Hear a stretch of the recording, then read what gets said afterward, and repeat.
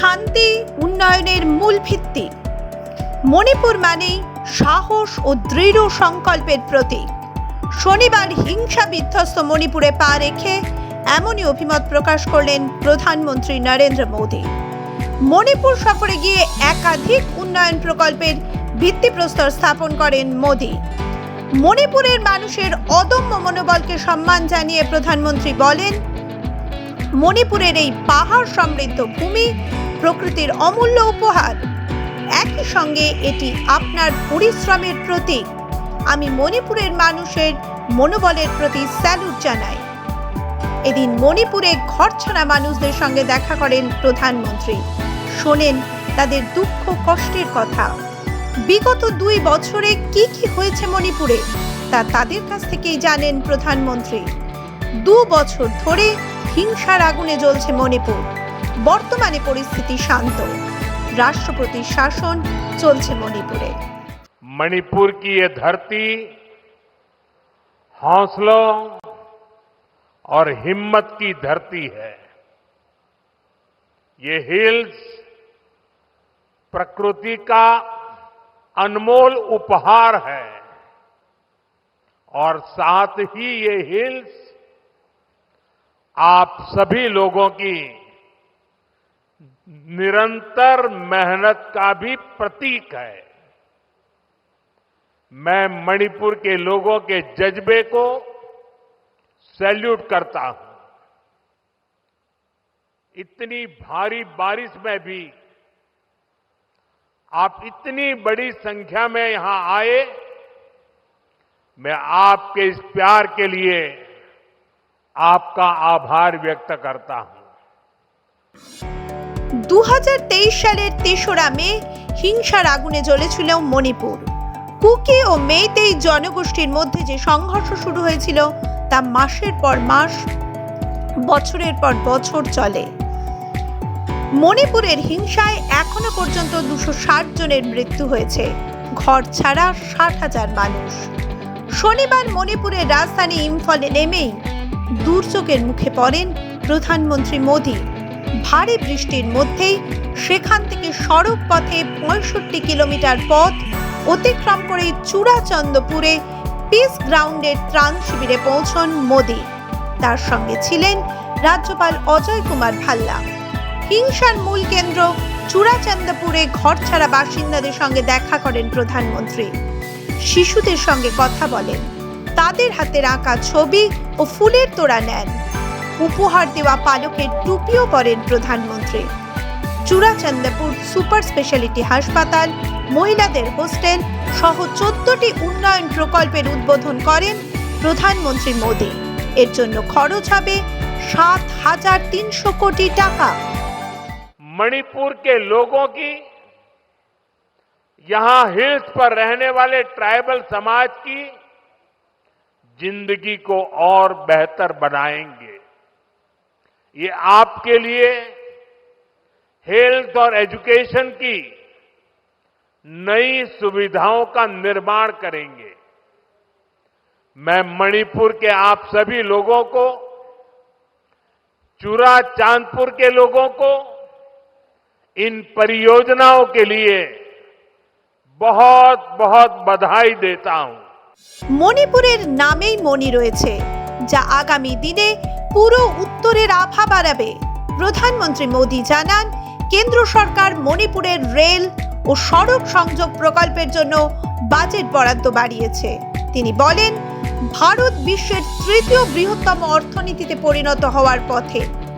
আমাদের লক্ষ্য উন্নয়নের সুফল দেশের প্রতিটি প্রান্তে পৌঁছক। তিনি উল্লেখ করেন, 2014 সাল থেকে মণিপুরের সংযোগ ব্যবস্থার উন্নয়নের উপর বিশেষ গুরুত্ব দেওয়া হয়েছে।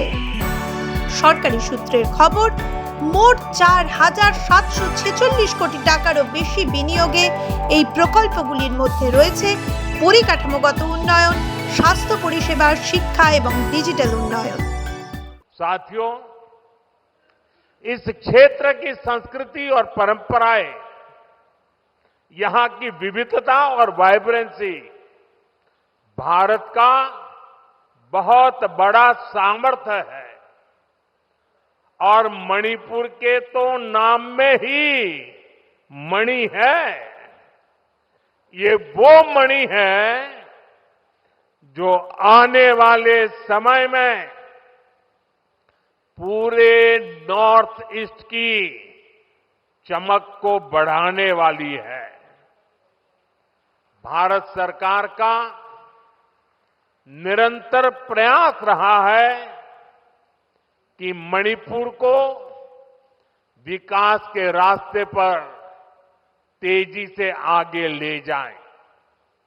इसी कड़ी में मैं आज यहां आप सभी के बीच आया हूं।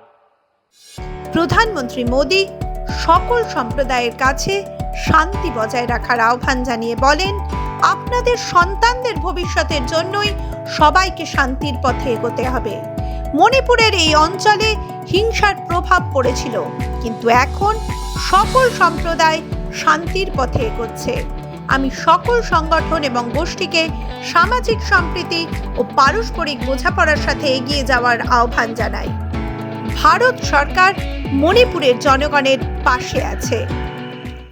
समझौतों के लिए बातचीत की शुरुआत हुई है। ये भारत सरकार के उन प्रयासों का हिस्सा है जिसमें संवाद, सम्मान और आपसी समझ को महत्व देते हुए शांति की स्थापना के लिए काम किया जा रहा है। मैं सभी संगठनों से अपील करूंगा कि शांति के रास्ते पर आगे बढ़कर अपने सपनों को पूरा करें, अपने बच्चों के भविष्य को सुनिश्चित करें।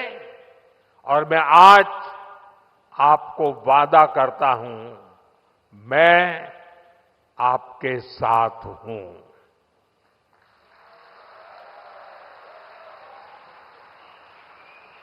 भारत सरकार आपके साथ है, मणिपुर के लोगों के साथ है। এদিন রেলপথে দেশের বাকি অংশের সঙ্গে জুড়ে গেল আইজল। ৮,০৭০ কোটি টাকা ব্যয়ে নির্মিত বৈরাবী সাইরাং রেল লাইনের উদ্বোধন করলেন প্রধানমন্ত্রী মোদি। উত্তর মিজোরামের বৈরাবী রেলপথ অসমের শিলচরের সঙ্গে যুক্ত হলো। এই রেলপথ ধরে প্রথমবারের জন্য ট্রেনের চাকা গড়াতে চলেছে মিজোরামে। স্বভাবতই খুশির হাওয়া সব মহলে। এই প্রকল্পের উদ্বোধন করে মোদি বলেন, আজ থেকে মিজোরামের যোগাযোগ ব্যবস্থার আমূল পরিবর্তন ঘটল। শনিবার আইজলে মোট ৯,০০০ কোটি টাকার প্রকল্পের উদ্বোধন এবং শিলান্যাস করেন প্রধানমন্ত্রী। পাহাড়ি পথে বৈরাবী সাইরাং রেল লাইন তৈরি করতে বহু কাঠখড় পোড়াতে হয়েছে। মিজোরামের রাজধানী আইজল যাওয়ার পথে ৪৫টি সুড়ঙ্গ, ৫৫টি বড় সেতু, ৮৮টি ছোট সেতু অতিক্রম করবে এই রেলপথ। জানা গিয়েছে, সাইরাংয়ের কাছে ১৪৪ নম্বর সেতুটি ১১৪ মিটার উঁচু। এটি কুতুব মিনারের থেকেও উঁচু। Overcoming many challenges, including difficult terrain, this Bairabi-Sairang rail line has become a reality. The skills of our engineers and the spirit of our workers made this possible. Friends, our hearts have always been directly connected with each other. Now, for the first time, Sairang in Mizoram will be connected directly with Delhi by the Rajdhani Express. This is not just a railway connection, but it is a lifeline of transformation. এদিনের বক্তৃতায় বৈরাবী Sairang rail line তৈরির জন্য ইঞ্জিনিয়ারদের ধন্যবাদ জানান মোদি। তিনি বলেন, পাহাড়ি রাস্তায় বহু প্রতিকূলতার সঙ্গে মোকাবিলা করে আজ এই রেল লাইনের উদ্বোধন হলো। আমাদের ইঞ্জিনিয়ার এবং কর্মীদের মনোবলের জন্য এটা সম্ভব। বিরোধীদের নিশানা করে মোদি বলেন, দীর্ঘদিন ধরে কিছু রাজনৈতিক দল এখানে ভোট ব্যাংকের রাজনীতি করেছে। কেবল ভোট আর আসন নিয়ে তারা ভেবে এসেছে। গোটা উত্তর পূর্ব ভারত, মিজোরামের মতো রাজ্য এই মনোভাবের জন্যই ক্ষতিগ্রস্ত। With the Kaladan multi-modal transit transport project and Serang Humang Buchehua rail line, Mizoram will also get connected to the Bay of Bengal through Southeast Asia. Due to this, trade and tourism will be boosted across Northeast India and Southeast Asia. Friends, Mizoram is blessed with talented youth. Our work is to empower them. Our government has already started 11 Eklavya residential schools here. Work is going to start 6 more schools. একটা সময় যে উত্তর পূর্ব ভারতকে মনে করা হতো এক দূরবর্তী অঞ্চল, উন্নয়নের অপেক্ষায় থাকতো উত্তর পূর্বাঞ্চলের রাজ্যগুলিতে বসবাসকারী মানুষজন, সেই চিত্রপটে আমূল বদল এনেছেন প্রধানমন্ত্রী নরেন্দ্র মোদী। তিনি সূচনা করেছিলেন অ্যাক্ট ইস্ট নীতির। তারই সাফল্য হিসেবে শনিবার বৈরাবী সায়রাং রেলপথের উদ্বোধন করলেন প্রধানমন্ত্রী। শুরু হলো কলকাতা আইজল রেল যোগাযোগ, চালু হলো দিল্লি আইজল রাজধানী এক্সপ্রেস। দেশের রেল মানচিত্রে উঠে এলো দুর্গম মিজোরাম। মাধ্যম ব্যুরো রিপোর্ট।